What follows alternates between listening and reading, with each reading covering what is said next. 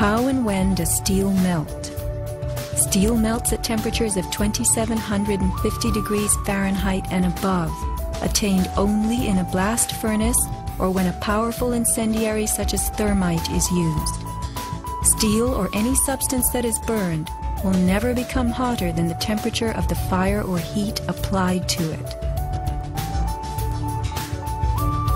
An open-air hydrocarbon fire reaches a maximal temperature of some 1200 degrees Fahrenheit in a dirty or uncontrolled burn, characterized by red-orange flames.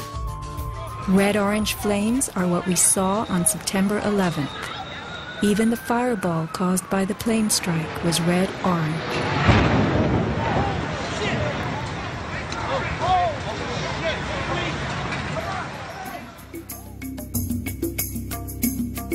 A controlled burn falls between a dirty burn like a fireplace and a controlled environment, the blast furnace. A controlled burn employs a regulated mix of air and fuel, an example being your gas stove or the engine in your car. You can fire up your gas stove all day long, making soup, roasting a duck, or simmering a stew. Made of steel, your stove will not melt, and nor will your pots and pans. This is a kerosene heater designed for use in any ordinary house. The heater runs on jet-grade kerosene contained in this tank. Made of steel, the heater can operate all night and all day. The kerosene fumes ignite and burn inside it, never causing even the smallest part of this heater to weaken or melt. Yet we were led to believe that these tremendous buildings, framed in steel and surfaced in aluminum, totally collapsed from small scattered fires and 90 minutes of smoke. Take note of these hurtling beams, thrown laterally outward as the tower comes to earth. Would fire have the strength to eject such huge hunks of metal? Thermite. An incendiary used by the military, thermite is a compound of iron oxide and aluminum, which when ignited sustains an extreme heat reaction, creating molten iron. In just 2 seconds, thermite can reach temperatures over 4,500 degrees Fahrenheit, quite enough to liquefy steel. This is thermite melting the engine of a car. We know that open-air fires cannot burn hot enough to melt steel, but metal had melted at the base of the towers. The second product of a thermite reaction is aluminum oxide, visible as white smoke. Was thermite used in conjunction with explosives on September 11th? Watch this very bright substance pouring from the 81st floor of the South Tower.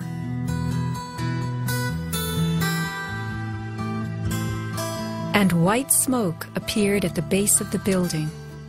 Would this be aluminum oxide, the byproduct of a thermite reaction? Appendix C of the FEMA report describes sulfur residues on the World Trade Center steel. The New York Times called this the deepest mystery of all. Sulfur slightly lowers the melting point of iron, and iron oxide and iron sulfide had formed on the surface of the structural steel. Sulfur used with thermite is called thermate, producing even faster results.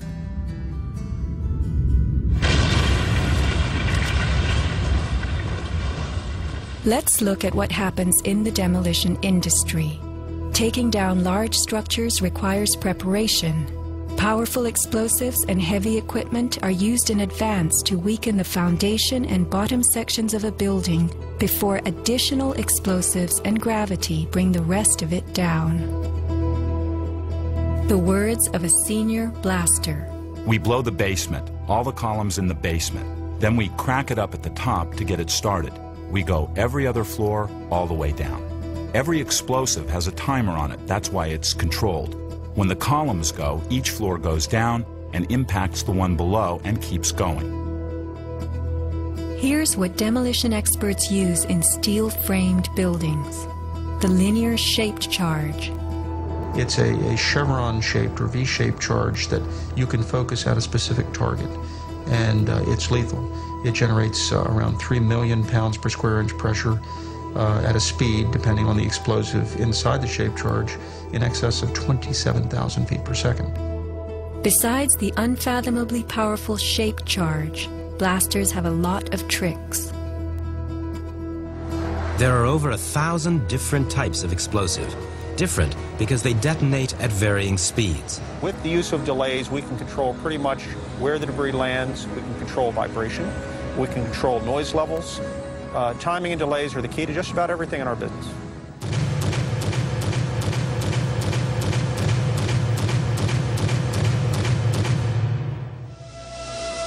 And what is the result? The thing that pleases me is the fragmentation and the control.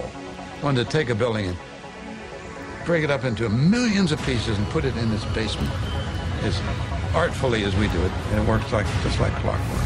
So we've got it all down to a science. It gives me goosebumps to talk about it. These core columns were discovered after the collapse.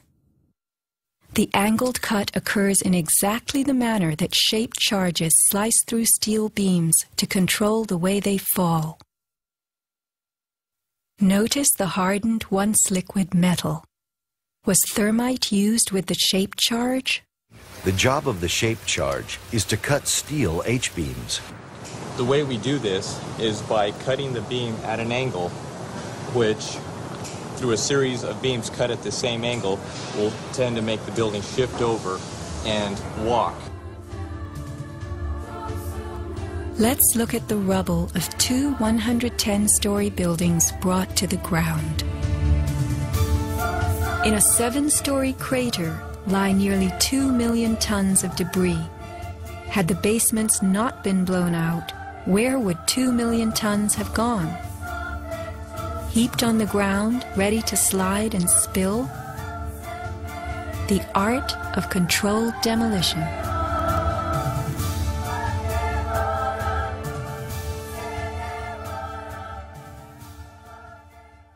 The steel in dragon-like lengths and contortions spoke for itself, bent, deformed, without cracks. I found it hard to believe that it actually bent because of the size of it and how there's no cracks in the iron. It bent without almost a single crack in it. It takes thousands of degrees to bend steel like this. Typically you'd have buckling and tearing on the tension side, but there's no buckling at all. There's no buckling at all. Here is the meteorite, molten iron fused with concrete. And architects, engineers, people who work with steel, welders have just never seen the level of destruction and the level of deformation of this material in our lives. It is true that heat expands steel. In a fire, steel members may swell and bend slightly. But this, how could these huge tangles have been created? The steel below the towers had melted at many thousands of degrees. Since metal conducts heat, were these twisted remains formed by high temperatures wicking their way through a gridwork of steel?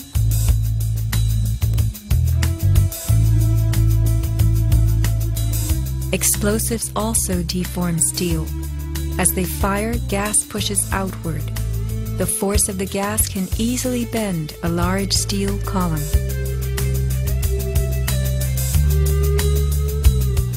Two kinds of debris, huge shattered columns that could break a truck, combined with matter that was near pulverized. You have two 110-story office buildings.